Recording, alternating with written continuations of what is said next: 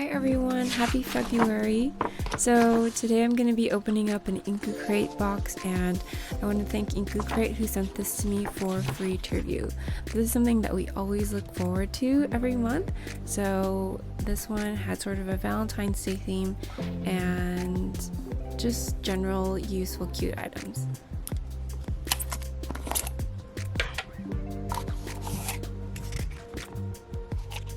When you're done watching this, make sure to check out my kids' channel. I'll link it at the end. They're trying to grow their channel, so try to support them and watch their video if you can.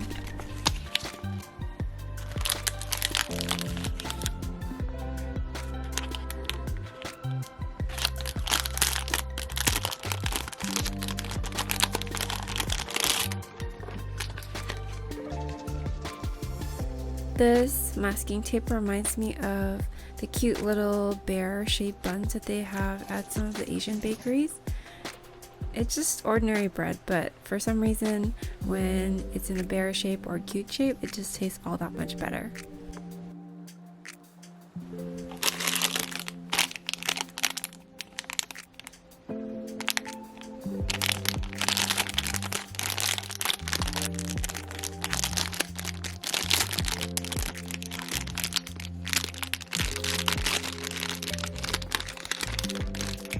This gummy bear marker is surprisingly heavy, and it feels really substantial and satisfying to open and also to use.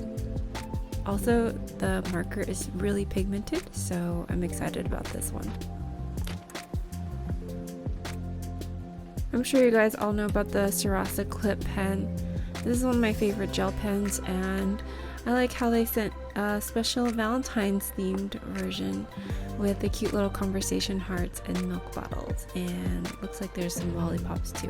When it comes to gel pens, I love exploring new colors and getting new colors, but at the end of the day, the pen that I use the most is my black one, and I never seem to have enough of those. Have you guys ever tried these before?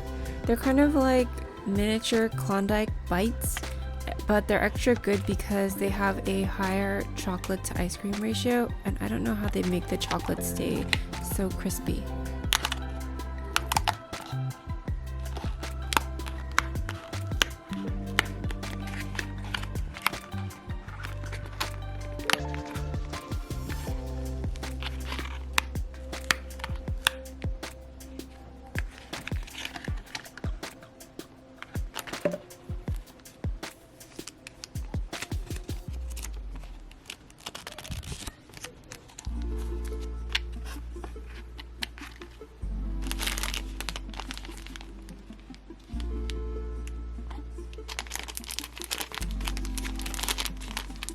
Oh my gosh, I love Tuxedo Sam. I think this is my favorite item in the entire set.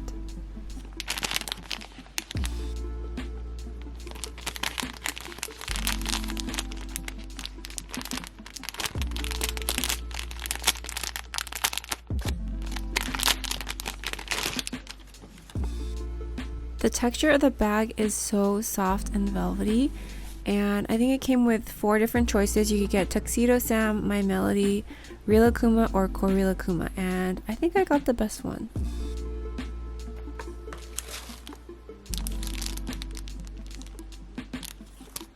So I thought this was really cool. It's a little zipper pouch that you can stick into your planner or your notebook, and you can just use it to hold little things like paper clips or cards.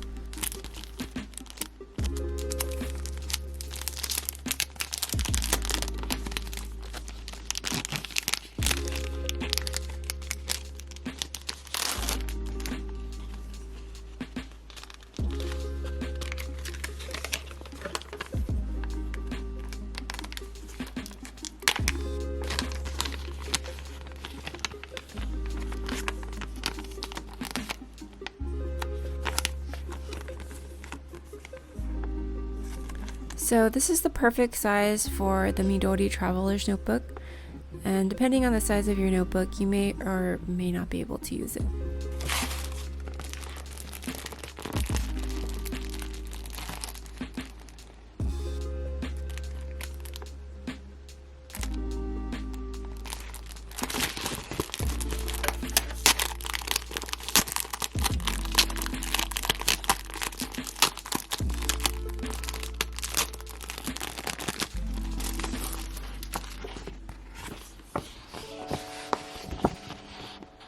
So the texture of this, I think, is what allows you to be able to write on it and erase it with a pencil and eraser. It's sort of a matte finish as opposed to a shiny finish like a lot of these folders.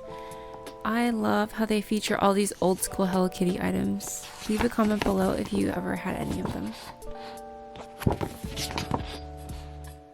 So I think this was such an amazing Inku Crate box. I love how they included a couple of Sanrio items and washi tape, of course. I always look forward to seeing what washi tape they put in.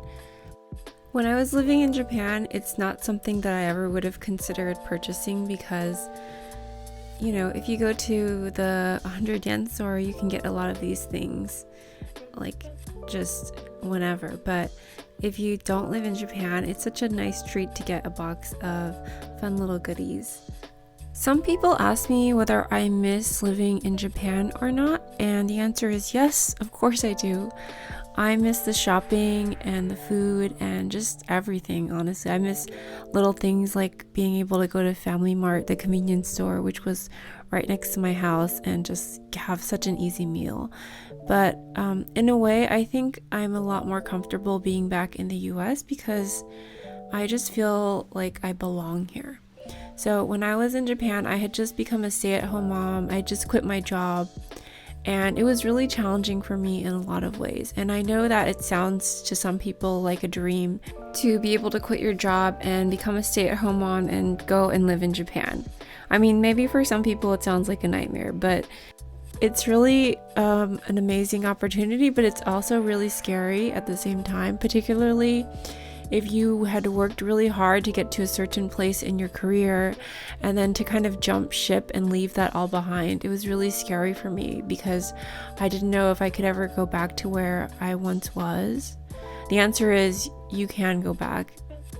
You know, you still have it in you. Whatever you left behind, you'll still have in you when you go back to work. I also felt kind of insecure while I wasn't working, or like I felt like I wasn't challenging myself or developing my mind in a certain way because I wasn't really doing any high-level thinking or high-level analysis.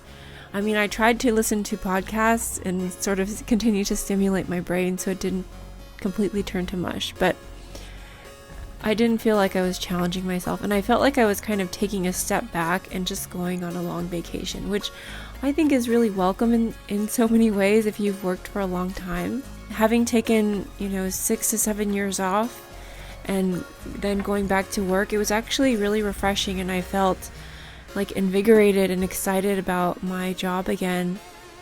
So I don't know, I guess in that way it was really beneficial to me. And I don't know if it's because of my age or because of the time that I had taken off, but I feel like I just leveled up and I'm a lot more confident as a person.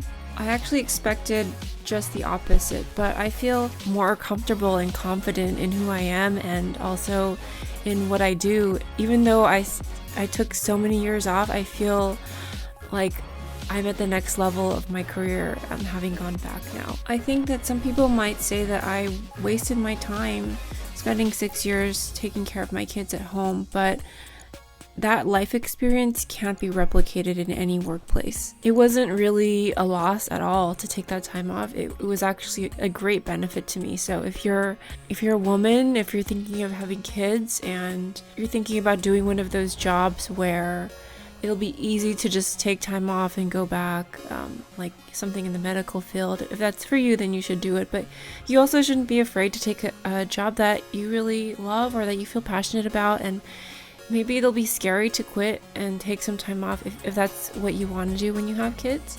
But I just wanted to say for me that I thought I took the type of job where if I quit, then I would never be able to go back to anything similar, even close to the same position. But I was wrong. If you can create a good reputation for yourself and maintain connections with people that you worked with in the past, you will still have your brain, you'll still have your degree, you'll still have all the skills that you had before leaving if you decide to take a few years off to raise your kids. And I think that is definitely possible to go back. So I don't know how I went off on this tangent. I was going to talk about living in Japan. Maybe I'll do another video on that. But The other thing I wanted to say about living in Japan is that if you're not Japanese, it might be hard to feel like you truly belong there. And I think the way that the culture is, you will always be a foreigner no matter how long you live in Japan, just because there's this really strong sense of like what is Japanese. And even though I'm half Japanese, I did not feel like I belonged there. So for me, that might be the difficult thing about living in Japan long term, because in some sense it does feel really good to feel at home and to feel like you belong. And even though the US has a lot of problems, I feel like I belong here and this is my home. So I do want to go back to Japan at some point to live, maybe for a few years, but I'm not sure if I could see myself settling there in the long run, just because I think that having that sense of belonging is really important to me anyway. But I definitely plan on going back many times to visit. Anyway, I hope you guys enjoyed this, and I wanted to say thank you to my Patreons and channel members: Pinball Reviewer, Aaron, V, Safarino, The Freedom Fairy. Make sure to check out her YouTube channel, by the way. Cam, Crafty Avino, Danielle, Sanyo, Catherine, Picas, and Famina. Thank you guys so much, and I'll talk to you next time. Bye.